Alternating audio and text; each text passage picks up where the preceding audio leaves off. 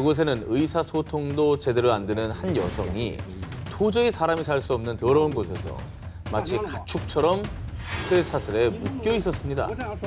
2021년 8월 일본 교토의 한 마을에 화재가 발생. 가옥과 창고 등 건물 7채가 소실되는 사건이 발생했습니다. 불행 중 다행으로 인명피해는 없었지만요. 순식간에 삶의 터전을 잃은 주민들, 물질적 피해뿐 아니라 정신적 피해까지 입은 주민들은 한동안 힘든 나날을 보내야 했는데요. 우리도 얼마 전에 저기 산불이 있었잖아요. 아주 크게. 화재가 발생하면 피해가 막심하다 보니 집을 잃은 사람들의 그 황망함은 어떻게 말할 길이 없을 거예요. 아니 근데 불이 왜 났습니까? 어떤 뭐 사고가 있었던 건가요? 정말 충격적이게도 마을에 발생한 화재는 사고가 아닌 방화였습니다. 사건 발생 4달 만에 방화범 아리모토 쇼고가 체포됐습니다. 자, 그런데 그가 경찰에 진술한 방화 동기가 무엇이었느냐? 아 그냥 뭐 한국인이 싫어서 불 질렀어요. 다른 이유가 필요해요? 한국인이 싫어서 그 사람이 사는 집에 불을 지른 거예요. 혐한 범죄죠. 혐한 범죄. 정말 가당치도 않네요 진짜. 자, 그렇습니다. 쇼고가 방화를 저지른 마을 교토의 우토로 지구는요. 태평양 전쟁 당시 일제가 군용 비행장 건설을 위해 강제 동원했던 조선인 노동자들이 모여 지내면서 마을이 형성된 곳입니다. 일제가 패망한 뒤 그 어떠한 보상도 받지 못하고 고국으로도 돌아오지 못했던 조선인들. 그리고 이젠 그 후손들이 살고 있는 통안의 눈물이 깃든 곳이 이곳입니다. 그런데 방화범 쇼군은 단지 한국인이 싫다는 이유로 그들의 소중한 삶의 터전을 앗아간 것이죠. 뿐만 아니라 이 방화로 인해 우토로 평화기념관의 전시 예정이었던 제1조선인 역사 자료 50여 점도 소실되고 말았습니다. 뭐 예전에 뭐 여러 다큐멘터리 프로그램도 있었지만 우트로 마을을 기억하자 이런 캠페인 같은 게 있었잖아요.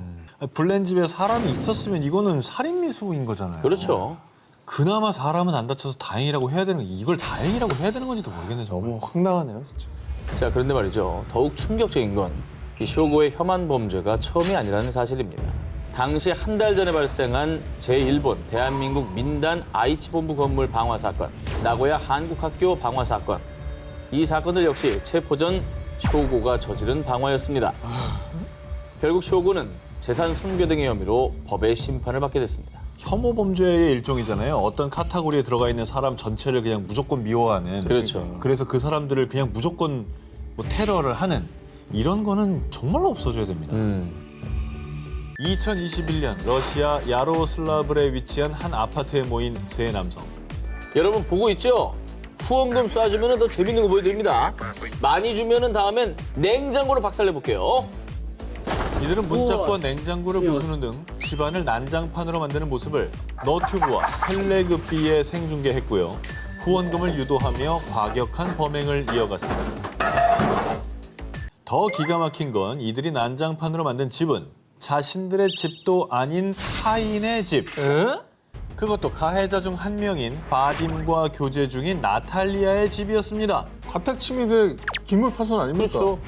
후원금이 뭐라고 여친의 집을 쑥대밭으로 만든 건데요. 그런데 이건 빙산의 일각에 불과합니다. 이들이 생중계한 건 앞서 보신 난동 영상이 다가 아니었습니다. 주동자 바딤은 정말 악랄하게도 두 친구와 모의해 나탈리아에게 약물을 투여 그녀가 의식을 잃자 집단 성폭행한 뒤 쓰레기장에 유기. 심지어 이들은 끔찍한 범행을 저지르면서도 아무런 죄책감 없이 고작 후원금 때문에 이 과정을 생중계했고요. 이후 그녀의 아파트에서 난동을 부리는 후안무치한 태도를 보였습니다. 돈에 눈이 완전 멀어버렸네. 아 근데 저걸 보면서 경찰에 신고한 사람이 없었어 하는 거예요? 그거 막아줄 사람이 없고 다 후원금을 쐈다는 거예요? 그 후원금을 쏜 사람도 문제가 있는 거 아닌가? 신고를 해야지. 사건 발생 후 경찰은 조사를 시작. 저희가 예전에 소개했던 후원금 때문에 여자친구를 성폭행하고 베란다에 방치해서 사망케 했던 러시아의 스트리머 사건을 포함해 일명 쓰레기 스트리밍 논란이 끊임없이 지속되자 러시아 내에서 후원금 때문에 범죄를 저지르는 스트리머들을 처벌하라라는 강력한 제재를 요구하는 목소리가 높아졌고요. 이에 러시아 당국은 후원금 명목으로 범행을 저지르는 스트리머들을 처벌하고 쓰레기 스트리밍 콘텐츠를 금지하는 법안을 도입했습니다. 이번엔 올해 겨울 전 세계적으로 공분을 산 피해자의 모습부터 보여드립니다. 마음의 준비를 하십시오. 지금 무슨 我 상황이죠? 给你拿个衣服穿上吧。 목이 묶여 있죠, 쇠사슬에. 能不能 아 지금 뭐 묶어진 거예요? 목이 묶여 있는 거예요. 문어. 개처럼. 아 근데 구조하신 분이 저거를 저 고발 영상을 찍으신 거네요. 예.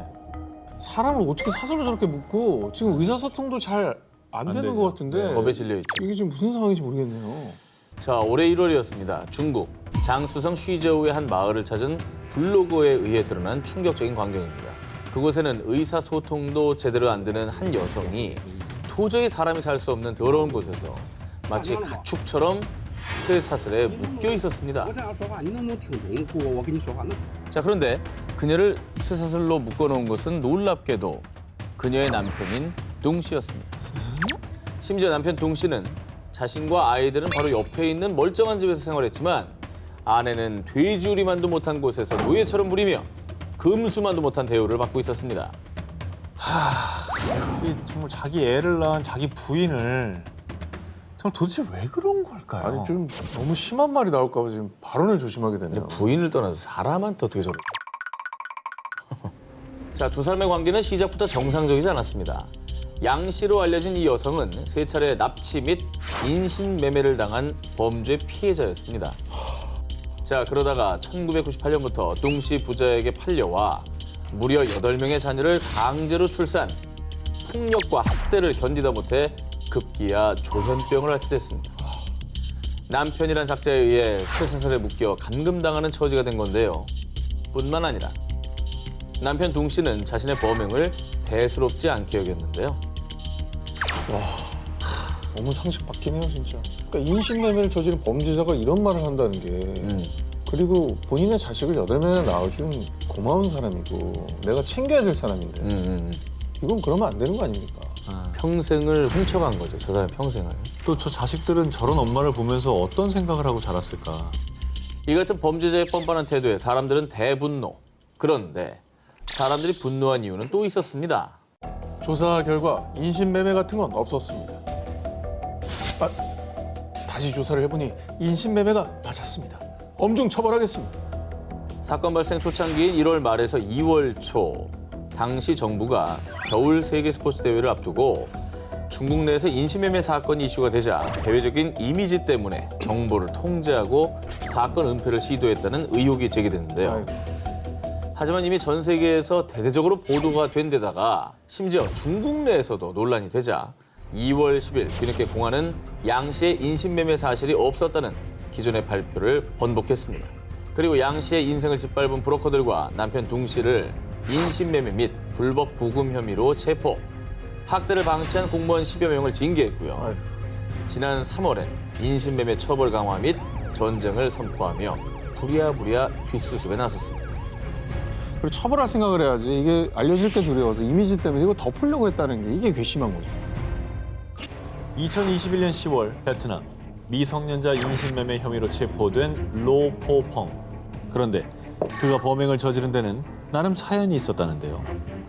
제가 심장병 진단을 받았는데 치료비가 없어서 홧김에 그런 거예요.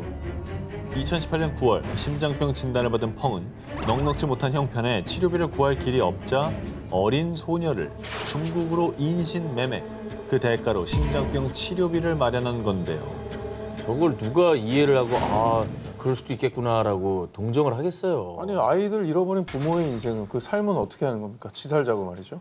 그런데 말입니다. 정말 경악스러운 사실은 설마. 펑이 중국에 팔아넘긴 미성년자의 정체, 바로 하지마. 에이. 펑의 13살 된 친딸 로티 메이였다는 겁니다. 와 자기 심장병 고치려고. 지가 살겠다고? 이게 다가 아니에요. 다가 아니라고요? 네. 이게 끝이 아니라고? 왜 1위가 아니에요 이게? 그리고 그의 범행에 가담한 공범이 있었는데요. 바로 펑의 조카이자 메이의 사촌 언니. 범행 전 펑은 조카에게 연락해서요. 내가 돈을 조금 나눠줄 테니까 메일을 팔아넘길 수 있는 곳이 있는지 좀 알아봐줘. 어? 그러자 돈에 눈이 멀었던 펑의 조카는 인신매매에 가담. 그렇게 어린 사촌 동생인 메이를 속여 중국으로 데려갔고요. 인신매매단에게 1억 2천만 동, 한화 약 624만 원을 받고 메이를 팔아넘겼습니다. 600만 원 돈에 그 돈을 나눠 갖겠다고 가담했다는 거예요. 이걸로 끝난 거지 이제 가족 간의 관계는. 불행 중 다행으로요. 이들의 천인공노할 범죄의 행각은 2021년 9월 펑의 딸 메이가 중국에서 구조되면서 발각됐습니다. 베트남으로 돌아온 메이는 자신을 중국으로 데려갔던 사촌 언니를 범인으로 지목, 경찰에 신고했습니다. 그리고 경찰 조사 결과 메이의 아빠 펑이 인신매매를 주도한 정황이 드러났고요. 그제야 딸 메이는 자신을 중국에 팔아넘긴 주범이 자신이 그토록 사랑했던 아빠였다는 끔찍한 사실을 알게 됐습니다. 현재 펑은 미성년자 인신매매 혐의로 기소돼 재판을 기다리고 있습니다. 이기적인 욕심으로 딸에게 씻을 수 없는 상처를 남긴 아빠. 딸은 결코 부모의 소유물이 아닌 하나의 인격이라는 사실을 제발 깨닫길 바랍니다. 2018년 8월 일본 사이타마 현에서 주차 시비로 이웃 간의 다툼이 벌어졌습니다. 그런데 흥분한 한 남성이 이웃 주민의 목을 흉기로 찌르는 사건이 발생. 그 남성은 살인 미수 혐의로 즉각 체포됐습니다. 야, 정말 주차 문제로 싸우다가 저렇게까지 갑니까? 주차 시비, 층간소음 시비 장난 아니에요. 그렇다고 할지라도 사람 목을 그냥 찔러버리는. 그러니까. 그런데 말입니다. 더 끔찍한 건 이 살인 미수범 미나토 신지의 충격적인 과거입니다. 당시 45세였던 그는 30년 전 열도를 충격에 몰아넣었던 일명 여고생 콘크리트 살인 사건의 주범 중 한 명이었습니다. 야, 이건 또 뭐예요? 끔찍해. 살인 사건의 주범이면 이 사람이 형을 살고 나와서 저 일을 한 거예요? 그렇죠. 일본도 뭐 그런 거 있잖아요. 촉법소년 같은 거. 그렇죠. 그런 비슷한 법 있잖아요. 일본도? 맞습니다. 소년범. 여고생 콘크리트 살인 사건은 1988년 4명의 10대 소년이 17살 소년을 납치, 무려 40일 넘게 폭행, 성고문을 한 뒤에 피해자가 사망하자 소년들이 시신을 드럼통에 넣어서 콘크리트로 묻어버리고요. 유기한 사건입니다. 너무나도 잔혹한 범행 수법에 사람들은 범인들의 사형을 주장, 일본 열도가 들끓었는데요. 하지만 당시 미나토 신지는 15살. 그 시절 소년법 적용을 받는 나이였기 때문에요. 법원은 미나토 신지에게 징역 5년 이상, 9년 이하의 부정기형을 선고. 그러자 사람들은 그렇게 끔찍한 죄를 저질렀는데 어리다는 이유로 솜방망이 처벌한다는 건 안 된다! 라며 거센 비판을 쏟아낸 바 있습니다. 이게 어디까지 봐줘야 되느냐. 그러니까 아직 어리니까 아직 판단의 기준이 정확하지 않고 그렇기 때문에 조금 교화의 가능성을 믿고 덜 법을 이제 적용하는 거잖아요. 근데 그래서 그걸- 이제 촉법소년이라는 제도를 만든 건데. 근데 문제는 이걸 알고 이용하고 악용하는 사람이 있다는 거죠. 그렇죠. 자, 그리고 더욱 경악스러운 거는요. 미나토 신지와 함께 소년법 적용을 받았던 콘크리트 살인 사건의 공범 4명 중 3명이요. 출소 이후에도 납치와 감금, 폭행, 사기 등의 혐의로 또다시 수감됐었다는 사실이었습니다. 아, 이게 처음에 처벌이 제대로 됐다면 생기지 않았을 피해자가 더 생겼다는 거잖아요. 그렇죠. 그 적용을 받아서 교화된 친구들도 있단 말이에요. 있겠죠. 이게 이제 당연히죠. 공존하고 있기 때문에 어려운 문제죠. 철없던 시절에 나를 반성하고 좋은 삶을 살게끔 하기 위해 저런 제도를 만든 거니까. 그렇죠. 근데 저렇게 버젓이 피해자가 있는데 이게 절대적으로 옳다라고 하기도 뭐해요. 왜냐하면 그 가족들도 있고 피해자도 있으니까. 그렇죠. 그래서 이제 소년법 적용 연령을 좀 낮추자 이런 의견도 있잖아요. 그죠? 그렇죠, 예. 중요한 거는 죄를 지은 아이들이 진심으로 반성하고 새 삶을 살 수 있게 교화할 수 있는 제도를 정말 잘 마련하고 그 사람에게 맞는 교화형을 주고 교육을 시켜주는 게 진짜 중요할 것 같습니다. 일본 소년 범죄 역사상 최악의 범죄를 저지르고도 또다시 흉기를 든 미나토 신지 사건에서 알 수 있듯이요. 촉법 소년 문제는 우리 사회가 심각하게 고민하고 함께 해결책을 찾아야 할 것입니다. 2020년 11월 중국 중칭시 1살 샤오장과 2살 슈에슈의 남매가 아파트 15층 베란다 밖으로 추락, 사망하는 사건이 발생했습니다. 한순간에 벌어진 끔찍한 사고에 남매의 친부 장보는 제가 비명 소리를 듣고 달려갔을 땐 이미 추락한 뒤였어요. 애들을 신경 쓰지 못한 제 자신이 너무나 밉습니다. 세상을 잃은 듯 바닥에 주저앉아 가슴이 찢어질 듯 오열했습니다. 왜 안 저러겠습니까? 자기 자신을 제일 원망하게 되죠. 아니, 근데 오늘 주제 때문에 너무 불안한데. 나도 불안한데. 자, 그런데 말입니다. 얼마 후에 밝혀진 충격적인 사실. 아이들의 추락이 단순한 사고가 아니었다는 겁니다. 그리고 더욱더 놀랄 만한 사건의 범인, 하지 마요. 아이들의 아빠인 장보였습니다. 저는 소시오패스, 사이코패스 이런 거 아니에요? 어떻게 자기 아이들을 죽여놓고 저런 연기를 하지? 아, 머리 아파. 자, 지금부터 수사 과정에서 드러난 기막힌 사건의 전모를 모두 말씀드리겠습니다. 사고 발생 후 장보의 전처이자 사망한 아이들의 친모인 천메이리는 이 사건에 대해서 의구심을 가졌습니다. 겨우 1살과 2살밖에 안 된 아이들이 직접 무거운 유리문을 열고 베란다로 나가 높은 철제 난간을 스스로 넘지는 못했을 거라고 생각한 겁니다. 그렇죠. 게다가 전 남편인 장보에게 사건 당일의 경위를 묻자 내가 잠이 들어서 애들을 못 봤어.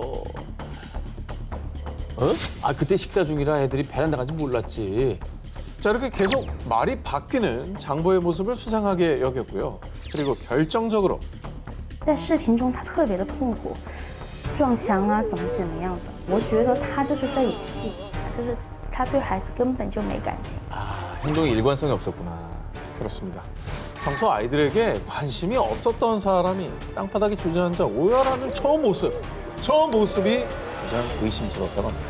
자, 그렇게 친모 천 씨 신고로 재수사에 돌입한 결과 어린 남매의 추락사는 단순 사고가 아닌 친부에 의한 고의적인 살인 사건으로 밝혀졌던 건데요. 아, 왜 이렇게 이상한 놈들이 많지 오늘 진짜. 근데 오열하던 모습이 너무 역겹네요.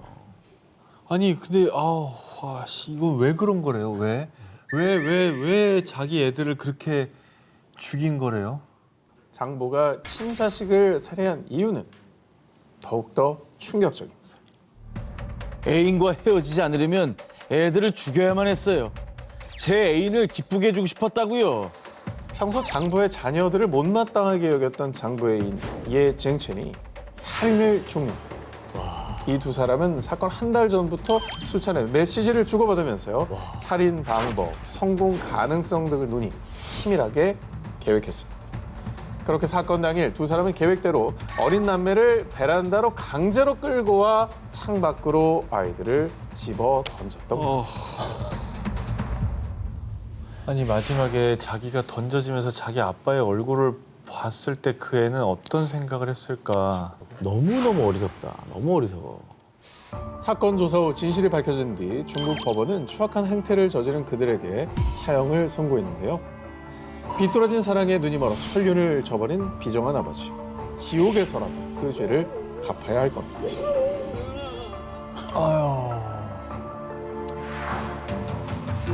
정말 끔찍하죠. 야, 걔네들한테 너무 미안하다. 진짜 미안한 거지. 2020년 6월 영국 런던 킹스버리의 한 공원. 사이좋은 자매인 언니 비바 헨리와 동생 니콜 스몰만이 괴한에 의해 살해되는 사건이 발생했습니다. 끔찍하게도 자매는 수십 차례나 흉기에 난자당해 시신의 상태는 너무도 참혹했습니다. 이게 범행 수법이 너무 잔혹한데 원한에 의한 살인이었던 겁니까? 수사 결과 체포된 범인은 다니엘 후세인. 그는 피해자들과는 일면식도 없는 사이였습니다. 자, 그럼에도 불구하고 그가 이 자매를 살해한 충격적인 이유는 복권 당첨 때문이었다고요. 뭔 소리야? 아니 복권 당첨이랑 살인이랑 뭔 관계예요? 이게 뭔 소리예요? 잔혹한 살인마 후세인의 머릿속에는요 온통 부와 권력에 대한 욕망뿐이었습니다. 후세인의 주장에 따르면 난 지옥의 왕에게 재물을 바치는 대가로 복권 당첨이 되는 계약을 체결했다고요.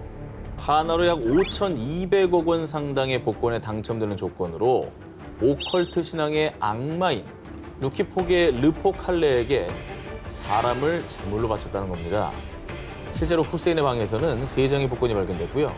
그는 평소 온라인 커뮤니티에서 사탄주의와 신비주의에 대해 연구하는 악마와 흑마법 등에 단단히 심취해 있었다고 합니다. 자, 그런데 그가 자신의 피로 서명한 악마와의 계약서에는요 또 하나의 충격적인 내용이 있었습니다. 제게 부와 권력을 주시면 6개월마다 최소 6명의 여성을 죽여서 바치겠습니다. 저 피로 쓴 거 봐. 짜증나. 사인 바이 뭐야? 에휴. 근데 진짜 소름 돋지 않아요? 만약에 체포 안 됐으면 그러니까요. 6명씩 여성들이 살해됐을 거 아닙니까? 계속 죽였겠죠. 네. 복권은 당연히 안 됐을 거고 복권이 안 된 게 재물이 부족해서라고 생각했을 거고 뭐야. 더 많은 재물을 바쳐야겠다 이렇게 생각을 했겠죠. 후세는 결국 영국 법원으로부터 종신형을 선고받았습니다. 부와 권력에 대한 삐뚤어진 욕망으로 생면부지의 두 여성을 잔혹하게 살해한 남자. 본인 스스로가 악마가 된 최악의 범죄자였습니다. 2021년 7월 파키스탄. 전직 외교관의 딸로 부유한 집안에서 자란 27세 여성 누르 무카담. 그녀는 오래된 친구이자 역시 부유한 가문에서 자란 30세 남성 자히르 자페르를 만나러 나간 뒤 다음 날이 되도록 연락이 되지 않았습니다. 자페르, 우리 무카담이랑 아직 같이 있니? 널 만나러 나간 후 연락이 안 돼. 아니요? 전 모르겠는데요. 그런데 얼마 뒤 싸늘한 시신으로 발견된 무카담. 그리고 정말 놀라운 건 그녀의 시신이 발견된 곳이 자페르의 집이었다는 점입니다. 근데 모른다고 해? 아이고. 아니, 왜 살인을 저지른 겁니까? 그가 그녀를 살해한 이유는 더 기가 막힙니다. 사건이 발생하기 얼마 전 자페르는 무카담에게 청혼을 했습니다. 하지만 그를 친구로만 생각했던 무카담은 그의 청혼을 거절. 그러자 자페르는 앙심을 품고 무카담을 자신의 집으로 유인해서 감금한 뒤 폭행, 잔인하게 살해했던 것이죠. 이 친구가 나를 사랑하는 게 아니라 소유하려고 한다는 걸 알았으니까 거절한 거예요. 거절을 잘했는데 잘한 거지. 문제는 정말 더 나쁜 놈이었던 거잖아요. 진짜. 자, 그리고 더욱 안타까운 건요. 무카담은 살해당하기 직전 자페르 집에서 탈출을 시도했는데 그런데 자페르 집에 근무하던 정원사와 경비원이 이를 방해, 도망치던 그녀를 다시 자페르에게 데려간 겁니다. 저건 뭐예요? 탈출을 시도한 무카담에게 더욱 분노한 자페르는 무카담을 잔인하게 참수. 단지 청혼을 거절했다는 이유로 자페르는 무카담을 무참히 살해한 것이죠. 저 정원사하고 경비원은 뭐하는 아무리 자기 월급 주는 사람이라도 그렇지. 저게 말이 됩니까 저게? 한 사람의 생명에 걸린 걸? 그냥 공범이죠, 공범. 자, 그런데 경찰에 체포된 사람들은 주범 자페르뿐만 아니라 무카담의 도주를 막았던 정원사와 경비원. 거기에 자페르의 부모까지 포함되어 있었다는 사실.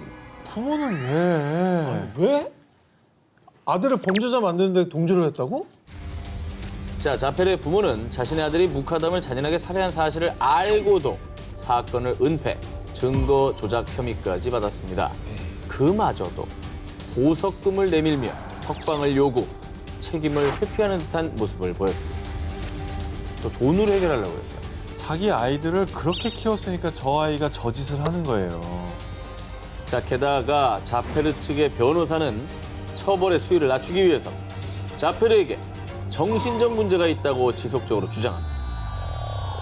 파키스탄 시민들은 자페르 집안 배경 때문에 공정한 처벌이 이루어지지 않을까 봐 우려해서 수많은 사람들이 거리로 나와 시위까지 벌였습니다. 결국 자페르는 사형을 선고받았습니다. 무카담의 탈출을 막은 정원사와 경비원은 각각 징역 10년형을 선고받았습니다. 돈과 권력이 있으면 뭐합니까? 인간이 먼저 돼야죠. 그 부모의 그 자식이라는 생각밖에 안 드네요. 2017년 7월 미국 웨스트버지니아주 한 보훈병원에 입원해 있던 로버트가 갑작스런 저혈당으로 사망. 그는 위독한 중환자는 아니었지만 고령이었기에 당시 유족들은 별다른 의구심을 갖지 않았습니다. 그런데 이후 이 병원에서 불과 1년 사이에 환자 7명이 갑자기 사망.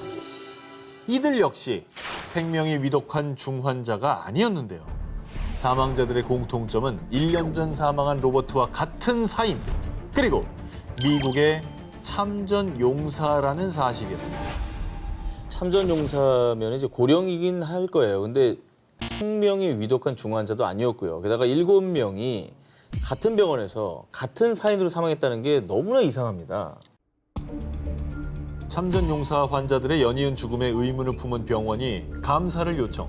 조사 결과 참전 용사들은 타살당했다는 사실이 밝혀졌습니다. 그런데 충격적이게도 범인은 다름 아닌 누구예요? 환자들을 돌보던 간호조무사 레타 메이스였습니다. 아유, 진짜 왜 그러냐? 아 근데 생명을 살려야 될 뿐이. 야간 교대 근무를 하던 그녀는 고령의 참전 용사들에게 그 어떤 처방전도 없이 치사량의 인슐린을 투여 아유, 무려 7명의 참전 용사를 강제로 안락사시켰던 겁니다. 그러니까 살해당한 피해자들은 모두 제대로 치료받았으면 더 오래 살 수 있었던 겁니다. 이 살인범 메이스의 주장에 따르면요. 나는 고통을 겪는 환자들이 품위 있게 생을 마감할 수 있도록 도와준 것뿐이라고요. 그걸 왜 네가 판단하냐? 그렇지. 그게 핵심이죠. 원한 죽음이 아니잖아요, 이게. 살인이잖아요. 살인이죠. 심지어 메이스는 사전에 범행을 철저히 계획, 인터넷에 여성 연쇄 살인범을 검색하는가 하면 간호조무사라는 직업과 지식을 이용해 사람을 살해한 사람들의 이야기를 다룬 영상을 찾아보기도 했는데요. 더욱 충격적인 건 참전 용사를 살해한 메이스가 전직 군인 출신이었다는 사실. 범행이 발각되자 메이스는 비겁하게도요. 제가 예전에 군복무를 오래 해서 우울증이 심해요. 좀 봐주세요. 군 복무로 각종 정신질환을 겪었다며 정상 참작을 요구. 하지만 사건을 재판한 판사는 당신은 누구도 예상하지 못한 최악의 괴물입니다. 라며 단호히 판결. 희생자 수와 같은 7회 연속 종신형을 선고했습니다. 죗값을 마땅히 잘 치르시길 바랍니다. 자, 이번 특종 영상 먼저 보여드립니다. 不明の規制男は警察の調べに 뭐야? まともに 여러분 어떻습니까? 이게 뭐야? 무슨 뭐 포토월이야? 왜 이렇게 좋아해? 연예인 되는데 지를 카메라가 찍는다고 좋아하는 거예요? 설마? 충격적이게도 영상 속의 남자는 2014년 12월 일본 도쿄에서 이웃 여성을 흉기로 수차례 찌른 뒤 경찰에 체포된 32세 남성 다나카 카츠히코. 뭐야? そして 그는 평소 원한 관계도 없던 옆집 여성을 찾아가 흉기로 11차례나 공격. されていた 다행히 생명에 지장이 없었던 피해자가 곧바로 신고해서 현행범으로 체포됐습니다. 영상에서 보셨듯이 체포되는 과정에서도 취재진을 향해 미소를 지으며 V 포즈를 취하는 등 뻔뻔하고 기이한 행동을 보이며 모두를 분노케 했죠. 아니 어떻게 범죄를 저지르고 저런 표정을 지을 수가 있죠? 아니 만에 하나 진짜 그분 잘못돼가지고 돌아가셨으면 저런 표정이 나오는 진짜 이해가 안 되네 진짜. 범행 자체도 충격적이었지만 체포된 후 조사를 받는 그의 태도는 더욱 놀라웠습니다. 범행 당시 약물 중독 상태였던 그는 수사관에게 내가 찔렀어 라며 자랑처럼 소리를 지르거나 구속 후 변호사를 만나기 위해 접견실에 갈 때는 춤까지 추면서 등장. 시종일관 하이텐션을 유지했습니다. 정신병인 거라고 생각하는데 그렇다고 해서 감형을 하는 건 말도 안 된다고 그래. 생각해요. 아 그것도 말이 안 돼. 또 할 걸? 죄책감은커녕 오히려 수사 과정 자체를 즐기는 듯 보였던 다나카. 심지어 그는 정신감정 당시 의사에게 정신 이상이라고 써. 당신의 조서에 모든 게 달려 있어. 라며 심신미약을 악용하려는 듯한 모습을 보였습니다. 그리고 뻔뻔하게도 끝까지 무죄를 주장했지만 이는 받아들여지지 않았고요. 그래. 다나카는 징역 2년 6개월을 선고받았습니다. 말이 안 되지. 11번이나 찍은 건 살인 미수인데. 정말 이 무죄 주장도 황당하지만 2년 6개월이 금방 지나가요. 너무 짧은 거예요. 2년 6개월이. 2021년 5월 1일 푸에르토리코 산호세 인근의 호수에서 한 임산부가 살해된 채 발견됐는데요. 그리고 얼마 뒤 범인이 FBI에 자수. 그런데 범인의 정체가 공개되자 사람들은 큰 충격에 할 말을 잃고 말았습니다. 이봐요. 왜 당신 같은 사람이 이런 짓을 벌인 겁니까? 사람들을 놀라게 한 범인은 살해된 임산부 케이실라 로드리게스의 연인이죠. 햇소가이의 아버지였습니다. 아이고, 연인을 살해한 것도 기가 막힌데 심지어 자기 아이를 임신 중이었는데 살해를 했다. 그렇습니다. 그거 지금 유명한 사람이네. 그러니까 당신 같은 사람이라 그러지. 범인은요. 2012년 런던 세계 스포츠 대회 푸에르토리코 국가대표로 출전했던 국민 영웅이죠. 프로 전적 29전 27승을 기록하며 국민들에게 박수를 받던 유명 프로 복서 펠릭스 베르데오였습니다. 아, 왜 그런 거야? 왜? 뭐 때문에? 뭐라고 들어도 이해는 안 가겠지만 드러나 봅시다. 사실 펠릭스는 가정이 있는 유부남. 사망한 케이실라와는 이 부적절한 내연 관계였습니다. 뭘 잘한 게 있다고? 그런 뭐? 내 애를 가졌다고? 설마 낳으려고? 내 커리어하고 가정을 망칠 셈이야? 케이실라가 자신의 아이를 임신하자 내연 관계가 들통날 것을 우려 와, 자신의 명성에 금이 갈까 두려웠던 그는 급기야 공범과 함께 케이실라를 살해하기로 결심했는데요. 와, 펠릭스는 그녀를 차에 태워 폭행한 뒤 미리 준비한 약물을 투여하고서 철사로 팔과 다리를 결박, 자신의 아이를 임신한 케이실라를 차디찬 강물에 빠뜨려 살해했고요. 심지어 정말 잔인하게도 총으로 확인 사살을 하는 악랄함까지 보였습니다. 자신의 죄를 더 큰 악행으로 감추려 한 펠릭스. 하지만 그의 추악한 범죄는 케이실라 가족의 실종 신고와 경찰의 조사로 덜미가 잡혔는데요. CCTV, 전화 위치 추적, 목격자 진술 등 수사망이 좁혀오자 그는 결국 자수를 했습니다. 잡힐 것 같으니까 자수한 거네요. 진짜 돌머리다. 와, 자기 명성에 금이 갈까봐 살인을 한다고? 아니 저 사람의 경기를 보면서 한 대라도 더 때려라, 한 대라도 덜 맞아라 그 응원했던 사람들은 그럼. 그 뭐냐고요 도대체. 그 마음은 뭐냐고. 펠릭스와 공범은 납치 및 살인, 태아 살인 혐의로 기소됐는데요. 자, 그런데 더욱 분노할 일은 펠릭스는 자수를 했음에도 불구하고 경찰 조사와 재판 과정에선 뻔뻔하게도 입장을 바꾸어 변호사를 통해 무죄를 주장.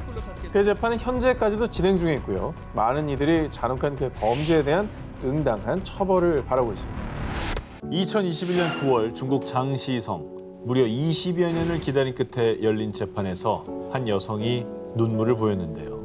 아휴, 아, 보기만 해도 가슴이 아프네요. 무슨 사연이 있었길래 저렇게 서럽게 울까요? 재판이 열리기까지 무슨 사연이 있었는지 1996년으로 거슬러 올라갑니다. 당시 초등학교 교사이자 한 아이의 엄마였던 라오룽즈. 그녀는 교도소에서 출소한 파즈인과 불륜 관계로 발전했는데요. 라오룽즈는 교직도 가정도 버리고 파즈인과 동거를 시작. 그때부터 그녀의 인생은 잔혹한 범죄자의 길로 들어서게 됩니다. 이번에도 돈 많은 놈으로 잘 물어야 돼. 역시 우린 환상의 커플이라고. 라오룽즈는 매춘부로 위장해 범행 대상을 물색. 그녀가 피해자를 유인하면 파즈잉이 살해와 돈을 빼앗는 식으로 범행을 이어왔는데요. 두 사람은 악랄하게도 고작 돈 때문에 피해자의 집까지 찾아가 가족까지 살해, 심지어 3살짜리 아이까지 살해하는 끔찍한 만행을 저질렀습니다. 뭐야? 이 과정에서 라오룽즈는 지문이 남을 것을 우려해 방화를 제안하는 교활함까지 보였고요. 이 두 살인마는 1999년 파즈잉이 체포될 때까지 약 3년 동안 7명을 연쇄 살인했는데요. 아니, 뭐 때문에 갑자기 저렇게 괴물이 된 거예요? 선생님이었다 하지 않았어? 선생님이었잖아. 앞서 재판정에서 오열한 인물은 잔혹한 살인마 라오룽즈였습니다. 아까 운 건 뭐야, 그럼? 왜 울어? 연기한 거지. 파즈잉이 체포되자 라오룽즈는 가명을 쓰고 신분을 숨겨가며 무려 20년 넘게 도피 생활을 했는데요.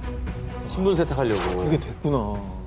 하지만 2019년 빅데이터를 기반으로 한 안면인식 기술에 의해 체포. 그리고 살인 혐의로 기소된 그녀는 자신의 잔혹한 범죄에 대해 파즈잉이 협박해서 어쩔 수 없었어요. 나도 죽일 생각은 없었다고요. 하지만 1심에서 사형을 선고받자 범행에 적극 가담한 자기 죄는 생각지도 않았고 죄를 뉘우치기는커녕 자기가 마치 피해자가 된 것 마냥 억울하다고 저렇게 오해를 한 겁니다. 아, 그래. 진짜 너무 사람이 싫어진다. 그냥 반성은 전혀 없고. 반성은 없어. 억울한 것뿐이야, 지금. 아니 그러면 범행을 저지르려고 할 때 협박한다면 그럼 경찰 신고해서 그걸 막든지. 당연하지. 올해 1월 미국 뉴욕 소아과에서 근무하던 간호사 줄리 디보노와 머리사 우라로가 긴급 체포됐습니다.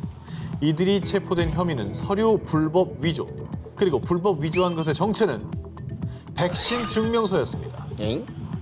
이게 사회의 어떤 안전망을 파괴하는 그런 행위인 거죠. 하전임시키는 거지 뭐. 자기 몇 푼 벌자고 전 사회에 지금 코로나 확진자 수를 늘리는 데 공을 세운 거 아닙니까, 지금? 특히 2021년 12월경 미국에서는 코로나19 변이 바이러스가 급격히 확산. 지난 1월에는 일일 확진자 수가 약 80만 명, 그리고 일일 사망자 수는 2,000명에 육박했고요. 코로나19 입원 환자도 최고치를 기록하며 의료 체계에 비상이 걸렸는데요. 이에 당시 뉴욕에서는 음식점, 체육관, 극장, 카페 등 실내 다중 이용 시설을 이용하려면 코로나19 백신 접종 증명서를 반드시 제시해야만 했습니다. 그런데 이런 상황에서 범인들은 간호사라는 직업을 악용해서요. 2021년 11월부터 성인에게 약 25만 원, 어린이에게는 약 10만 원씩 받고 가짜 백신 증명서를 발급했습니다. 아니 같은 그 병상에서 열심히 일하시는 그 간호사분들 보면은 뭐 느껴지는 게 없나요? 그러니까요. 돈 몇 푼 때문에 뭐 어쨌든 백신 접종 여부는 개인의 선택이긴 하지만 불법으로 백신을 접종한 척 위장하는 백신 패스를 발급하는 건 이건 아닌 거죠. 아니죠. 경찰이 간호사 한 명의 집을 압수수색한 결과 무려 현금 약 10억 7천만 원과 수익 내역이 적힌 장부가 발견됐는데요. 어마어마하게 했다. 조사 결과 두 간호사가 가짜 백신 증명서 발급으로 챙긴 부당 수익은 한화로 무려 18억 원에 달했습니다. 그러니까 어림잡아 7천 명의 미접종자에게 가짜 백신 증명서를 내준 셈입니다. 미접종자 7천 명한테 저거를 나눠줬으면 그 중에 또 감염을 시킨 사람들도 있을 거 아니에요. 당연히 있죠. 없겠어요. 얼마나 많겠냐고. 반만 쳐도 3,500명인데. 가짜 백신 증명서 연루자들은 최대 15년 징역에 처할 수 있는데요. 하지만 탐욕스러운 범인들은 자신들이 평소 모범적인 경력을 쌓은 존경받는 간호사들이었다며 무죄를 주장하고 있습니다. 될 근거도 애지간히 없었나 보네요. 지난 경력을 들먹일 정도면 뭐 자기가 뭐 자기를 존경해요? 뭐예요? 존경은 남한테 나오는 거지. 자기가 주장하는 거. 그런 말을 하는 게 더 창피하지 않나? 1997년 11월 콜롬비아 페레이라에서 시신 25구 발견. 1998년 2월 콜롬비아 제누아에서 시신 2구 발견. 불과 4개월 사이 잇따라 발견된 어린아이의 시신. 수사 초기 콜롬비아 내전으로 인한 대량 학살 또는 종교 집단의 소행으로 추정했지만요. 희생자 전원이 소년이라는 점, 시신에서 발견된 고문의 흔적, 그리고 유사한 살해 방식의 주문, 연쇄 살인일 가능성에 무게를 두고 대대적인 수사를 이어나갔는데요. 아이들이 또 아이들이야. 아유. 아이들만 골라서 왜 이랬대. 근데 이제 더 많은 희생자가 나오기 전에 빨리 좀 체포했어야 될 텐데 희생자가 너무 많네요. 그러던 중 1999년 경찰은 강간 미수 혐의로 루이스 가라비토를 체포했습니다. 자, 그런데 경찰은 가라비토의 집을 수색하던 중 그동안 연쇄 살인범에게 희생된 아이들의 신상 정보가 담긴 신문 기사 스크랩을 발견. 경찰의 추궁에 가라비토는 결국 자신이 지난 연쇄 살인 사건의 진범이라고 실토했는데요. 그런데 말입니다. 사실 내가 죽인 애들은 훨씬 더 많어. 경찰이 못 찾은 거지. 아이고 잘났다 진짜. 가라비토는 지난 7년 동안 54개의 도시를 돌아다니며 무려 138명을 살해했다고 자백한 겁니다. 그의 주장에 따르면 밝혀지지 않은 사건들을 포함해 희생자는 자그마치 300명이 넘을 것으로 추정되었습니다. 저거는 학살 아니에요? 그거 왜 죽였답니까? 무슨 죄를 지었어요, 소년들이? 네, 빈민가에서 태어난 가라비토는 알코올 중독자였던 아버지로부터 상습적으로 폭행을 당했다고 하는데요. 결국 이를 견디다 못해 가출. 하지만 학력도 변변치 않은 기술도 없었던 탓에 길거리생활 역시 고난의 연속이었다고 합니다.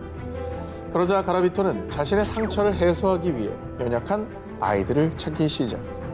여기 맛있는 음료수 있는데 아저씨랑 놀러 갈래? 내가 용돈 벌게 해줄게. 이리 따라와봐. 빈민가의 소년들을 타겟으로 범해 배고픈 아이들의 환심을 샀고요. 그렇게 경계 없이 자신을 따라 나선 소년들을 잔혹하게 살해한 겁니다. 비겁하다, 비겁해. 비겁하네요 정말. 연약한 애들만. 끔찍한 괴물은 무조건 사형시켜야 한다 라며 많은 이들이 분노에 들끓었는데요. 이에 콜롬비아 법원은 그가 영원히 감옥에서 나오지 못하도록 징역 1853년형을 선고했습니다. 그런데 내가 시신 위치 알려주면은 형량 줄여주는 겁니까?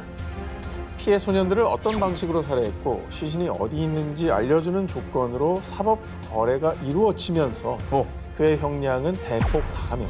네? 2001년 그는 최종적으로 징역 40년형을 선고받았는데요. 하지만 가라비토는 여기에 만족하지 않고 자신의 모범적인 교도소 생활을 이유로 조기 석방을 요구하기도 했습니다. 아니, 감형을 1800년을 받은 거야? 수많은 소년들을 죽음으로 몰고 간 최악의 연쇄 살인입니다. 그가 저지른 죄의 무게가 얼마나 무거운지 절실히 깨달아야 할 것입니다.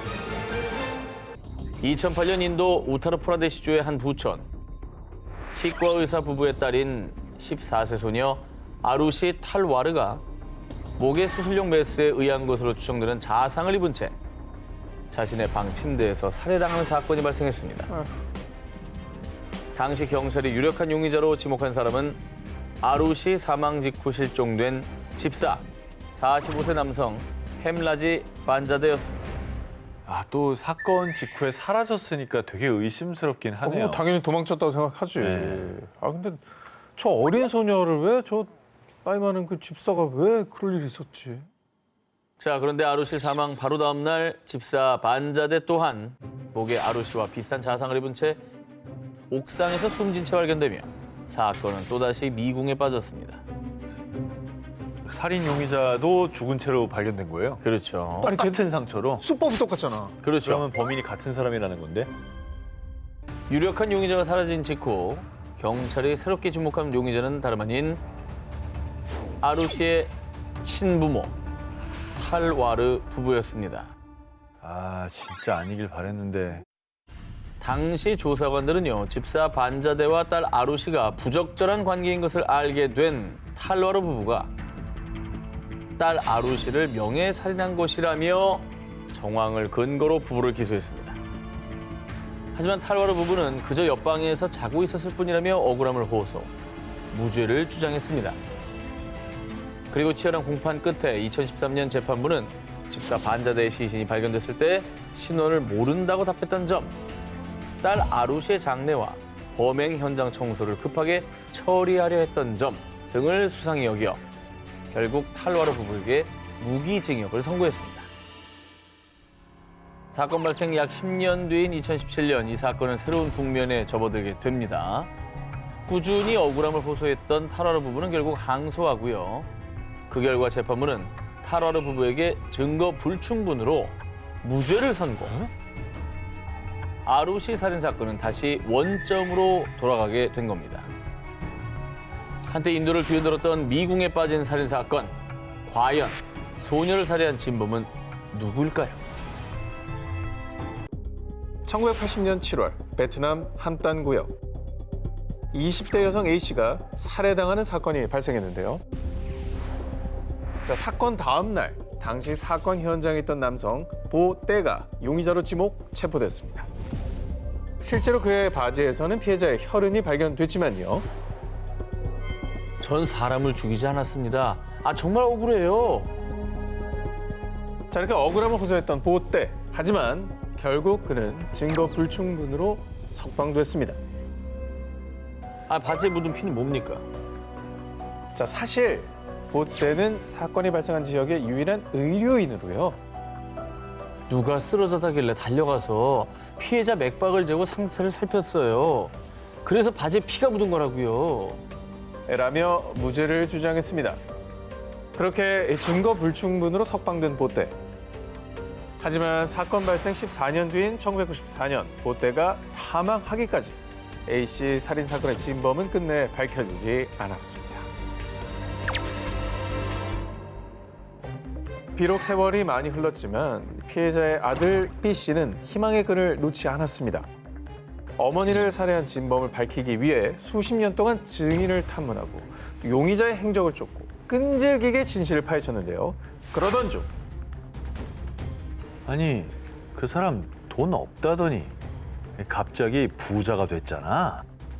의심스러운 정황을 파악. 결국 피해자 아들 B씨의 증언을 토대로 재수사가 이루어지면서 상황이 반전.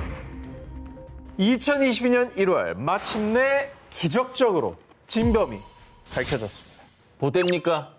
보떼니 아니냐가 제일 궁금한데요? 수십 년간 베일에 쌓여있던 진범의 정체는 바로 쫑딘찌 피해자의 친척이었습니다. 딘찌는 금품을 목적으로 피해자를 살해 이후에 그는 거처를 옮겨 다니며 숨어 산 건 물론 3번 이상 개명, 나이까지 속여 공안의 추적을 피해왔는데요. 하지만 결국 사건 발생 42년 만에 진범 딘찌가 숨겨왔던 추악한 진실이 드러났습니다. 그 그 가족들한테도 얼마나 손가락질했겠어요. 아 그러니까 제 그 집 아들이래, 그 집 딸이래 무례가면서. 그때는 진짜 도와주려고 하다 피가 묻었나 보다. 그리고 결국 누명을 벗지 못하고 세상을 떠나버렸습니다. 아 진짜. 살인범이란 누명을 쓰고 억울하게 세상을 떠났던 보태의 아들 보응옥은요. 아버지와 가족의 원한을 드디어 풀었습니다. 라며 안도의 한숨을 내쉬었는데요. 하지만 안타깝게도 진범 딘찌의 살해 혐의는 공소시효 만료로 처벌 불가. 딘찌는 법적 처벌을 면했다고 합니다. 2021년 7월 네덜란드 암스테르담 대낮 도심 중심부에서 5발의 총소리가 울려 퍼졌습니다. 이에 64세 한 남성이 총을 맞고 사망. 도심에서 대낮에? 총을 이거는 뭐 계획적인 거 아니에요? 이건 조직 범죄 같아요. 총에 맞은 사람은 다름 아닌 저널리즘의 아이콘으로 통하던 네덜란드의 범죄 전문 기자 피터 더 프리스. 그는 범죄 관련 특종을 발표하며 네덜란드의 범죄 보고를 재정의했다는 평가를 받는 저명한 기자였습니다. 사건 당일 한 TV 토크쇼에 출연한 뒤 스튜디오에서 나오자마자 사고를 당해 네덜란드 국민 전체가 충격과 슬픔에 빠졌습니다. 대낮에 저렇게 충격을 당했다고 하니까 사람들도 엄청 충격 받았겠었네요. 뭔가 원한 매진을 보여주긴 해 진짜. 총격 직후 2명의 용의자가 체포됐고 2022년 7월 총격을 지시한 사람과 또 다른 용의자 2명까지 모두 체포돼 현재 재판을 받고 있습니다. 현지 경찰이 지목한 프리스의 살해 주체는 다름 아닌 범죄 조직의 두목 리두안 타기. 아니 근데 수사를 하면 밝혀질 텐데 저렇게까지 해서 살해를 한 이유가 도대체 뭡니까? 프리스는 죽기 전 타기가 연루된 살인 사건에서 핵심 증인인 전직 갱단원의 법률 고문으로 참여했었습니다. 당시 그 사건을 맡았던 변호사와 그의 가족까지 암살되는 사건이 발생. 실제 타기에게는 암살 리스트가 있었고 그 리스트에 죽은 변호사와 가족 그리고 프리스의 이름도 함께 있었기 때문에 프리스의 죽음 또한 타기와 연관이 있다고 판단했습니다. 아니 그러면 저게 처벌이 안 되나요? 리스트만 나와 있는 거지 뭘 했다는 직접 증거가 없잖아요. 아휴 무섭네 진짜. 문제는요, 프리스 사망 당시 타기는 교도소 수감 중이었고 자신은 살인에 연루된 적이 없다며 범죄를 부인, 무죄를 주장하고 있다는 것입니다.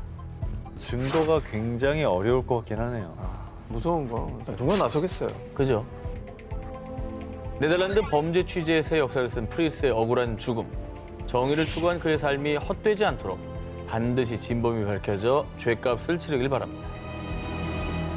1982년 호주 뉴사우스웨일즈 33세 여성 리네트 도슨이 실종되는 사건이 발생. 하지만 수십 년 동안 그녀의 행방을 찾지 못했고요. 사건은 미궁에 빠졌는데요. 그런데 사건 발생 약 40년 후 리네트 실종 사건은 살인 사건으로 전환, 새로운 국면을 맞이하게 됐습니다. 두 가지가 예상이 되는 거죠. 진범이 뭐 나왔다거나 아니면 이제 그분의 유해가 발견이 됐다거나. 어허. 리네트 도슨 실종 사건이 살인 사건으로 전환된 이유는 바로 2018년 5월 호주의 한 팟캐스트 방송 때문입니다. 해당 팟캐스트에서 리네트 실종 사건을 소개하면서 그녀가 살해당한 정황들을 포착한 겁니다. 40년 동안 미제였다면서요. 증거가 나왔네요. 아니 근데 경찰도 못한 걸 팟캐스트에서 밝혔다고요? 자, 팟캐스트에서 지목한 범인은 다름 아닌 리네트의 남편 크리스 도슨이었습니다. 사건 발생 당시에도 경찰은 아내가 사라진 뒤에도 6주 동안 실종 신고를 하지 않은 점 등을 미뤄 남편 크리스가 리네트를 살해한 것으로 추정했지만 당시 경찰은 남편 크리스가 아내를 살해했다는 결정적 증거도 찾지 못했고요. 무엇보다 실종된 리네트의 시신이 발견되지 않았기 때문에 결국 크리스를 기소하지 못했는데요. 야 근데 6주 동안이나 뭔가 찾으려고 안 했던 거잖아. 이건 의심 가지. 당시 럭비 선수이자 교사였던 크리스는 당시 제자였던 16살 소녀와 불륜 관계였고 아내 리네트가 사라진 후 단 하루 만에 불륜녀가 그의 집으로 이사. 아이고, 뭐야. 새 가정을 이뤘고요. 그리고 아내를 죽이기 위해 청부 살인을 시도하려고 했다는 정황도 밝혀졌습니다. 많은 일을 했네, 팟캐스트가. 그리고 파장이 커지자 경범죄를 제외한 대부분의 범죄에 공소시효가 없는 호주는 곧장 재수사에 돌입. 뭔가 살해 동기가 될 만한 정황들이 드러났다는 거 아니에요. 경찰이 움직였다는 건. 2022년 8월 재판부는 당시 리네트는 남편을 사랑했고 미래에 대한 계획도 세웠습니다. 그리고 혼자 지낼 만한 재정적 여유가 없었기 때문에 그런 사람이 스스로 떠났을 가능성은 매우 낮습니다. 라며 크리스가 이혼 시 지불해야 할 위자료를 피할 목적으로 리네트를 살해했다고 판단. 아직 리네트의 시신을 찾지 못했지만 정황 증거들로 크리스에게 유죄를 선고. 크리스는 40년 만에 죗값을 치르게 됐습니다. 40년 동안 밝혀지지 않았던 리네트 실종 사건의 진실. 아직 형량은 정해지지 않았지만 죄를 지었다면 저지른 죄에 대해 합당한 처벌을 받고 깊이 반성하길 바랍니다. 2021년 5월 27일 밤 벨리즈. 조용했던 부둣가에 정적을 깨는 한 발의 총성. 해변가에서 발견된 피해자는 현지 경찰 헨리 잼모트. 그리고 용의자는 피투성이가 된 채 현행범으로 체포됐습니다. 그런데 범인의 정체는 놀랍게도 영국 보수 정치인이자 억만장자 마이클 애슈크로프트의 며느리 제스민 하틴이었습니다. 당시 시아버지와 남편이 벨리즈에서 사업 중인 데다 제스민 역시 벨리즈에서 운영 중인 호텔의 이사직을 맡고 있었습니다. 제스민은 자연스럽게 2, 3년 전부터 현지 경찰 헨리와 친분을 쌓았고요. 헨리에게 총기 사용법을 배우며 더욱 친밀하게 지냈습니다. 그리고 현지 경찰에 따르면 사건 당일 밤도 둘이서 술을 마시던 중 제스민이 총을 다루다가 헨리의 오른쪽 귀 뒷부분을 쏴 죽음에 이르게 했다고 밝혔는데요. 제스민 역시 기억이 잘 안 나요. 방아쇠가 어떻게 당겨졌더라? 모든 건 다 실수였어요. 자신의 총기 조작 미숙으로 인한 우발적인 사고였다고 인정했습니다. 여러 가지가 약간 이상한데. 일단 근데 범인이 맞는 거 아니에요? 어쨌든 안타까운 총기 그건 사고 인정한 아닙니까? 거지. 그러니까 우발적이었다. 빵 쏜 거잖아. 사고다. 일단 제스민이 기소된 혐의는 과실치사가 맞습니다만 그런데 유족에 따르면 제스민은 과실치사가 아니라 살인으로 기소되어야 해요. 마치 처형당하듯 총에 맞았다고요.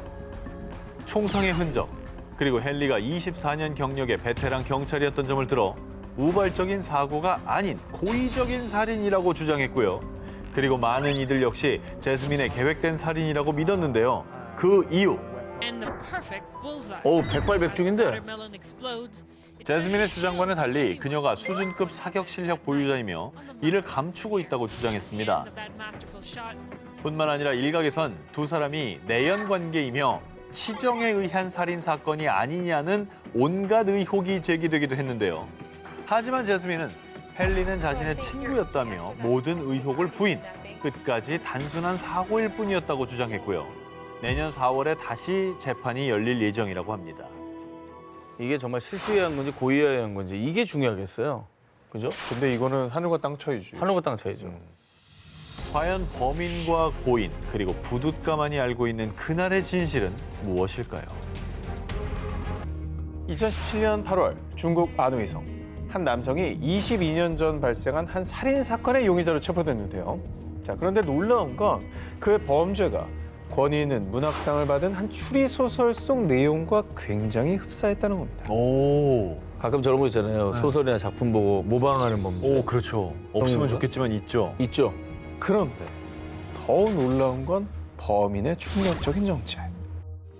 살인 사건의 범인은 바로 해당 소설을 쓴 유명 작가 리우 용기아였습니다. 그 뭐야 이게 소설이 아니고 에세이였어요? 자기 범죄 내용을 그대로 소설로 쓴 거라고요? 뭐야? 이게 자기가 쓴 대로 했는지 자기가 한 걸 쓴 건지. 그가 쓴 소설은 중국 유명 추리 소설로요. 한 여성 작가가 살인을 저지르고 도망치는 내용을 담고 있는 게 그의 상황과 비슷해 실제 자신이 과거 범죄를 모티브로 쓴 것이 아니냐라는 의혹을 사게 됐는데요. 소설보다 더 끔찍했던 그날, 그 사건이 일어난 시점으로 돌아가 보겠습니다. 1995년 11월 중국 저장성 후저우의 한 여관. 당시 생활고를 겪던 리우는 금품을 훔치려다 주인의 눈에 띄었고 우발적으로 주인 부부와 그들의 손자 그리고 직원까지 살해한 후 달아났는데요. 그렇게 살인 후 22년 동안 리우는 작가로 승승장구. 앞서 말씀드린 이 추리 소설은 문학상을 탔을 정도로 인기를 끌었습니다. 아니 얼마나 현실감 있는 글을 썼겠어요. 경험담인데. 싫어하니까. 간이 크다. 하지만 그의 성공은 오래가지 못했는데요. 경찰은 사건 당시 여관에 묵던 손님 중 안의성 말투를 쓰는 사람이 있었다는 단서와 약 6만 개의 지문 샘플을 분석해 마침내 리우를 범인으로 지목했고요. 집에 들이닥친 경찰을 마주한 리우는 22년 동안 오늘만 기다렸습니다. 드디어 정신적 고통에서 벗어날 수 있게 됐어요. 라며 순순히 자신의 죄를 모두 자백했던 겁니다. 예상은 했구나. 근데 너무 비겁하다. 궤변이죠. 궤변이죠. 자신의 고통이 컸다면 자백했어야지. 자수했어야지. 이제서 잡으니까 그 얘기를 합니까? 잠깐의 탐욕에 눈이 멀어 돌이킬 수 없는 잘못을 저지른 한 남성. 늦었지만 이제라도 그 죄값을 치르고 깊이 반성하시길 바랍니다. 1972년 미국 매사추세츠주 햄든 카운티 코네티컷 강. 13살 소년 데니 크로터가 숨진 채 발견됐습니다. 하지만 유력한 증거가 없어 결국 범인을 찾지 못한 채 사건은 50년 가까이 미제로 남아 있었는데요. 그런데 2019년 지방검사 앤서니 글루니가 부임하면서 이 사건을 다시 적극적으로 파헤치기 시작. 수사팀을 새로 꾸려 수천 장의 문서와 수십 년치의 증거를 샅샅이 뒤지며 수사는 새로운 국면을 맞았습니다. 저분이 뭔가 꽂히는 게 있어서 이걸 다시 시작한 건가요? 새로운 게 뭔가 나왔을 것 같아요. 네. 그러다 다시 주목받은 오래된 편지 하나. 이는 데니가 생전 다니던 성당의 카톨릭 사제 리처드 라빈이 2004년 살인자로부터 받은 편지라며 공개했던 것으로요. 편지는 범인이 자신의 살인을 시인하는 내용이 담겨져 있었습니다. 그런데 편지를 재감정한 결과 편지의 언어 패턴이 편지를 공개한 라빈과 일치. 이에 수사팀은 그를 유력한 용의자로 특정했습니다. 그리고 알고 보니 라빈은 아동 성범죄자. 결국 성직을 박탈당했던 두 얼굴의 인물이었습니다. 그러니까 의도적으로 수사에 혼선을 주기 위함인지 그렇죠. 아니면 뭔가 고백을 하고 싶어서 그냥 허위 연극을 한 건지. 그런데 라빈은 데니가 사망하기 하루 전날 데니를 강둑에서 폭행한 사실만 인정. 내가 다시 강둑에 갔을 땐 데니는 이미 죽어 있었어요. 난 죽이지 않았다고요. 데니 살해 혐의는 끝까지 부인했습니다. 하지만 수사당국은요, 사건 당시에도 라빈이 살인범이란 명확한 물리적 증거만 없었을 뿐 라빈을 유력 용의자로 의심했었고요.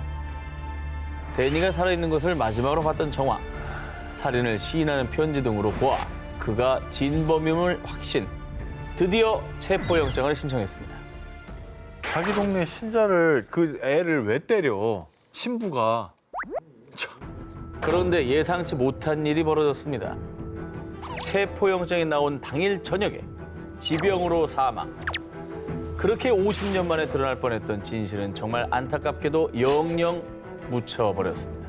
야, 자백이라도 하고 죽지 그랬냐, 이 나쁜 놈아. 그건 억울한 거야. 죄값을 치르게 했어야 되는데 하루라도 진짜.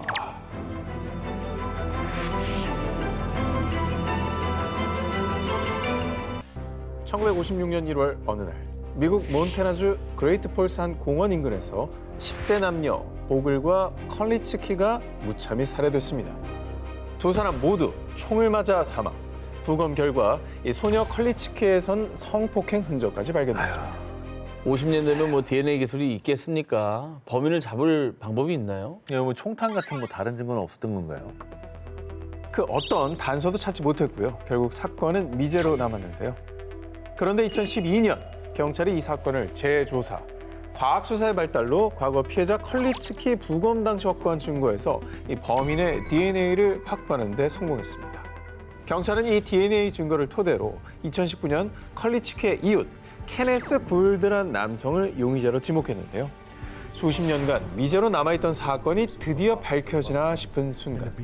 그런데 정말 안타깝게도 용의자 굴드는 2007년에 이미 사망, 심지어 화장까지 한 상태였습니다. 근데 굴드가 진범은 맞을까요? 사실 이 경찰이 굴드를 용의자로 지목하기까지도 쉽지 않았습니다.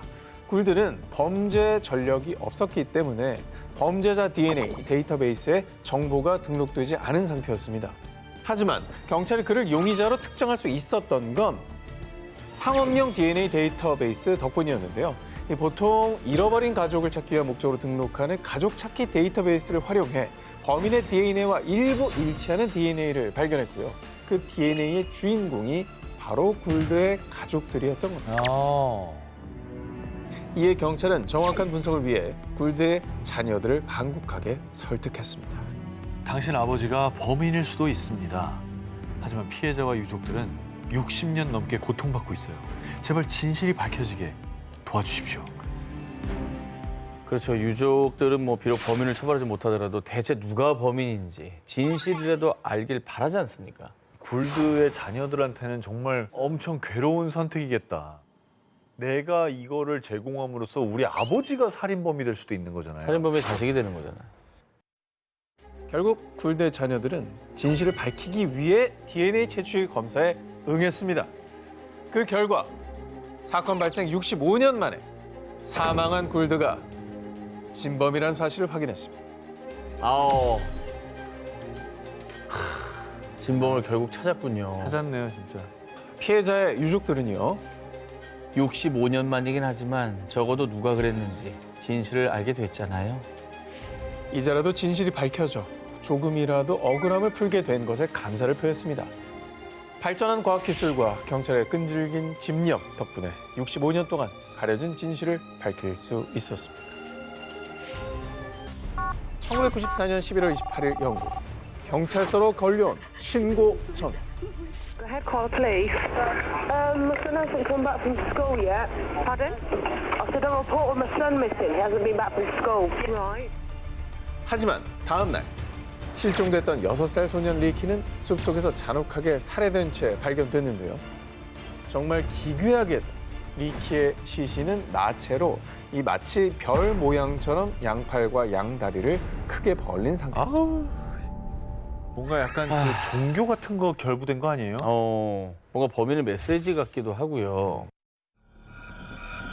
수사에 착수한 경찰은 사건 2달여 만인 1995년 1월 용의자를 체포했습니다.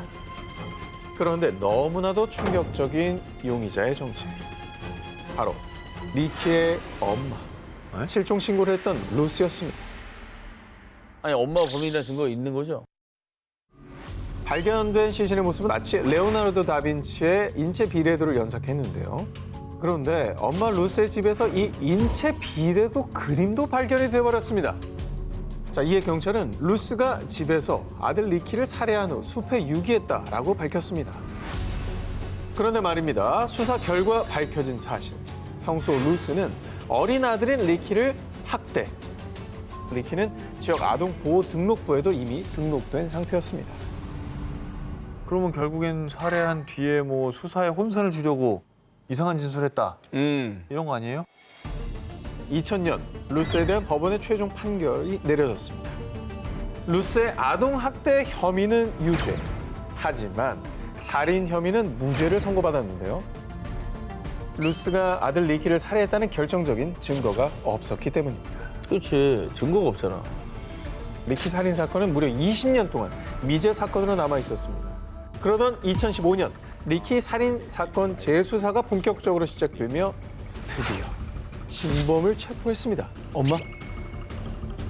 진범의 정체는 사건 당시 13살이었던 이웃 제임스 왓슨이었습니다. 엄마 아니었네. 13살이? 증거 있어요? 재조사 중 피해자 리키의 옷에서 검출된 DNA가 왓슨의 DNA와 일치했던 겁니다. 사실 왓슨은 사건 당시 경찰의 용의선상에 올랐지만 리키를 만난 적이 없다라고 진술. 그리고 당시 엄마 루스가 유력한 용의자로 지목되면서요. 왓슨은 이 가볍게 용의선상에서 벗어났는데요. 21년 만에 다시 용의자로 지목된 왓슨은 리키를 만난 적이 있다고 진술을 번복. 말 바뀌었네. 하지만 살해 혐의는 완강히 부인했습니다. 오호, 말이 바뀌었다는 이거는 조금 이상한데? 그리고 왓슨의 형 앤드류가 왓슨이 생전에 리키 집에 수차례 방문했다고 진술. 또 1994년 살인 사건이 있기 몇 달 전 왓슨이 리키의 동급생을 성추행한 혐의도 확인했습니다. 결국 리키 살인 혐의로 기소된 왓슨은 사건 발생 28년 만인 2022년 최소 15년형의 유죄 판결을 받았습니다. 2016년 11월 미국 콜로라도주 덴버의 법원. 한 여성을 구타 후 성폭행했던 진범으로 지목된 남성 클라렌스 모제스 L의 재판이 열렸습니다. 그런데 그는 자신의 결백을 주장. 과연 모제스는 진범이 맞을까요? 대심원들은 무죄를 판결했습니다. 본 판사 역시 클라렌스 모제스 L에게 무죄를 판결합니다. 뭐야, 진범이 아니었네요. 그런데 사실 이번 재판은 유죄 판결을 뒤집은 재심 재판. 모제스는 무려 30년 가까이 자신이 진범이 아님을 주장해왔습니다. 아이고. 그에게 악몽이 시작된 건 1987년. 한 여성이 L씨, 다널이란 세 사람에게 성폭행을 당했다며 경찰에 신고. 그런데 며칠 뒤 경찰에 체포된 것은 비슷한 이름을 가진 클라렌스 모제스 L이었습니다. 그가 범인으로 지목된 이유는 정말 뜻밖이었습니다. 내가 봤어요. 내 꿈에 나왔다고요. 당황스럽다, 정말. 당황스러워. 정말 황당하다. 아 근데 이거는 경찰이 일단 그 사람 체포한 것도 황당한데 판결이 나왔던 거잖아. 꿈 말고 어떤 진범의 흔적이 있습니까? 그러니까 알리바이라는 것도 있잖아. 어. 당시 경찰은 꿈에서 가해자를 봤다는 증언을 믿었고요. 왜 믿어? 제대로 된 수사 없이 그를 범인으로 특정. 덕분에 모제스는 1988년 성폭행 혐의로 징역 48년을 선고받았습니다. 미쳤나 봐. 심지어 1995년엔 모제스 측이 무죄 입증을 위해 피해자 옷 등 증거물에 있는 DNA 검사를 의뢰했는데요. 그런데 덴버 경찰 측은 약 8년 동안 멀쩡히 잘 보관해오던 증거품을 단 한 달 만에 실수로 분실했다고 주장. 실수? 고의성이 다분한 증거 인멸 정황에 모제스는 좌절해야만 했습니다. 경찰도 이상해요. 이게 왜 그랬지? 수사 종료한 거를 다시 끄집어내기 싫어서 그런지 모르겠는데 끄집어내는 순간 자기들의 과오를 인정해야 인정하는 거니까. 근데 저 사람의 인생이 뭐가 됩니까? 한 사람의 인생을 다 망쳐놓고 그러고 말이 살고 돼? 싶나? 2013년 모제스에게 도착한 편지 한 통. 당신에게 무슨 말을 해야 할지 잘 모르겠네요. 그들이 나를 만나게 하세요. 때가 됐어요. 편지를 보낸 이는 과거 모제스의 이웃이자 성폭행 혐의로 수감 중인 L씨 잭슨. 아이고. 피해자가 처음에 언급했던 세 남성 L씨, 다널 이들 중에 한 명과 일치했는데요. L씨 잭슨은 자신이 진범임을 무려 26년 만에 고백. 억울하게 옥살이를 했던 모제스는요. 진범의 증언이 뒷받침되며 2015년 조건부 석방. 드디어 그토록 외쳤던 진실을 인정받았습니다. 아니 진작 죄를 고백해야지 뭐 26년 동안 뭐에 가만히 있다가 인제 와서 그러냐고. 와 정말 진짜 너무한다. 30년 가까이 진범이 아님을 밝히려 외로운 싸움을 한 모제스. 그는 수차례 플리바겐을 제안받기도 했습니다. 하지만 그는 그때마다 이렇게 답했습니다. 내가 저지르지도 않은 죄를 인정하는 것보다 48년을 모두 복역하는 것이 낫겠소. 1961년 영국 버킹엄셔 A6 도로 복면을 쓴 강도가 한 차량을 습격 36살 남성 그레스펜을 살해하고 22살 여성 스토리를 강간한 뒤 도주하는 사건이 발생했습니다. 그리고 사건 발생 2달여 만에 용의자 헨리티가 체포됐는데요. 범행에 사용된 총기와 빈 탄창이 한 호텔에서 발견됐는데 절도 전과가 있는 헨리티가 그 호텔에 가명으로 투숙한 게 확인된 겁니다. 그리고 피해자 스토리의 속옷에서 O형 혈액형이 검출됐는데요. 헨리티의 혈액형도 O형. 알리바이를 입증하지 못한 헨리티는 결국 법정에 서야 했습니다. 그러니까 이제 이런 정황들이 또 나왔고 뭐 가명으로 호텔에 투숙한 것도 의심스럽고 뭔가 나오긴 했는데 혈액형은 확률상 4분의 1입니다. 부족하거든요. 당시 헨리티의 변호인은요. 헨리티는 강도, 살인, 폭행 전과도 없고 무엇보다 범행 동기가 없습니다. 또 범행 도구에서 헨리티의 지문이 발견되지도 않았다며 헨리티의 무죄를 주장했습니다. 하지만 피해자 스토리는요. 런던 특유의 말투와 차가운 목소리, 저 파란 눈동자까지 기억나요. 저 사람이 범인이 확실하다고요. 스토리의 확신에 찬 증언으로 인해 헨리티는 결국 사형 선고를 받았습니다. 사형? 그러니까 이거는 피해자가 그냥 저 사람이라고 했잖아. 특정을 했죠. 그러면 지목이 된 거고 영향을 안 끼칠 수 있나요? 사형 선고 직후 헨리티의 무죄를 주장하며 재수사를 요구하는 일명 A6 변호위원회가 꾸려졌는데요. 수많은 정치인과 법 인권 운동가, 저널리스트는 물론이고 존 레논 부부도 헨리티 가족을 만나 격려. 형 집행 정지 탄원에는 무려 9만여 명이 서명했습니다. 당시 수많은 영국인이 헨리티는 무죄라고 믿었는데요. 하지만 내가 원하는 건 단 하나입니다. 제 누명을 벗겨주세요. 헨리티의 말은 유언이 됐습니다. 아이고. 끝내 사형은 집행됐죠. 아니 죽기 직전에까지 저런 말을 했다는 게 나는 굉장히 불안하네요. 이게 뭐 나중에 뭔가 밝혀지더라도 이거는 이제 돌이킬 수 없는 일이 돼버린 거죠. 결국 사건 발생 36년 만인 1997년 재심이 결정됐습니다. 그 사이에 과학기술이 발전하며 DNA 대조가 가능해졌고요. 1999년 경찰이 피해자 스토리의 속옷에서 DNA를 추출하는 데 성공. DNA 대조 결과, 그 결과는 말이죠. DNA 일치였습니다. 뭐야? 헨리티가 맞았습니다. 이 진범이 맞았던 거예요, 그러면? 네. 뭐가 억울한 거야, 그러면?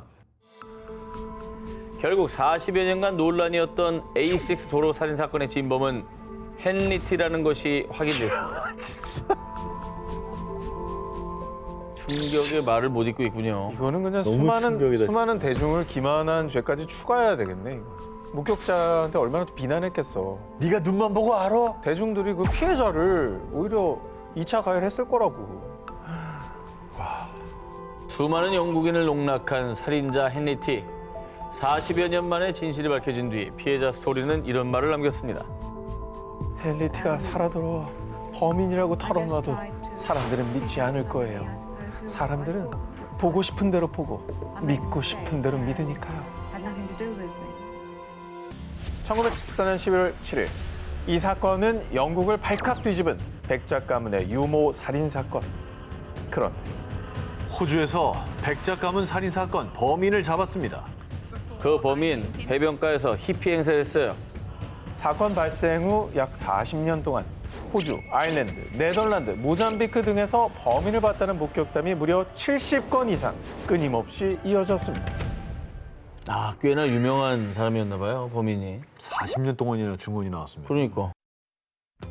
한때 영화 007 시리즈 제임스 본드 역할로 물망에 오르며 화제를 모았던 주인공이자 다름 아닌 백작 가문의 주인 7대 룩한 백작 리처드 존 빙엄입니다. 그는 명문가의 백작이었지만 실상은 도박 중독에 빚까지 있던 상황. 사건 당시 아내 베로니카와 갈등 끝에 이혼한 뒤 양육권마저 빼앗겼는데요. 아내 베로니카의 증언에 따르면 사건 당일 밤 술에 취한 룩한 백작이 흉기를 들고 찾아왔고요. 어두운 지하실에서 유모를 아내로 착각해 살인. 뒤늦게 현장을 목격한 아내마저 공격했지만 그녀는 겨우 탈출해 목숨을 건졌다고 합니다. 이후 룩한 백작은 이스트 서섹스 뉴헤이븐에 위치한 지인의 집을 방문.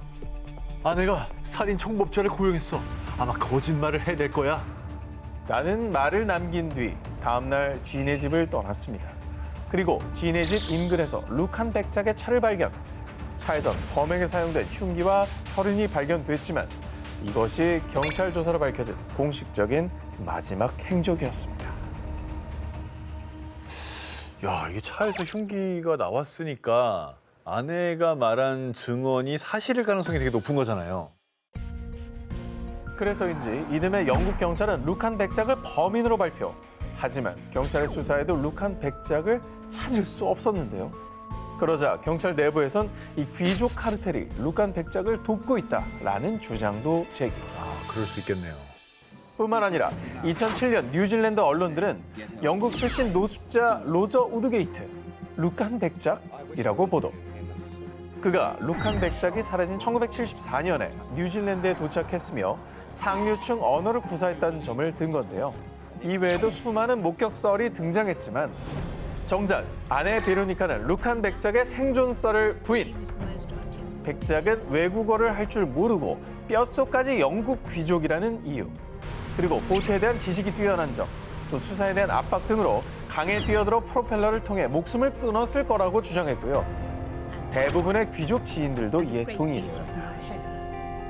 아니 뭐 살아있든 간에 목숨을 끊었든 간에 죄를 지었으면 벌을 받아야죠.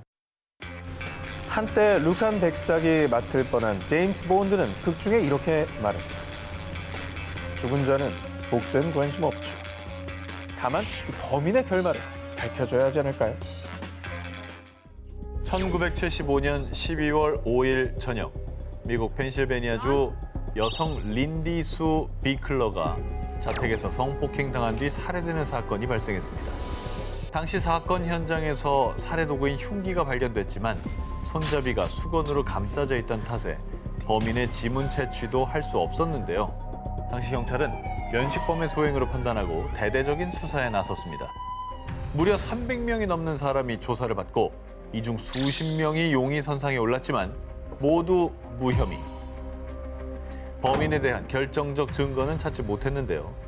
그렇게 미궁에 빠진 진범의 정체, 사건 발생 9년째 수사에 진척이 없자 경찰은 심령술사까지 동원, 진범을 찾고자 했지만 소용없었습니다. 아이고 얼마나 간절하면 심령술사를 경찰이 동원합니까? 범인이 되게 철두철미했나 봐요. 그러니까 그죠. 뭐 나오는 게 없잖아요. 지문도 없고. 하지만 경찰은 포기하지 않았고 사건 발생 22년이 지난 1997년 피해자 비클러의 옷에서 용의자의 DNA를 확보했습니다. 이 DNA를 데이터베이스에 확인한 결과 아이고. 안타깝게도 일치하는 DNA가 없었는데요.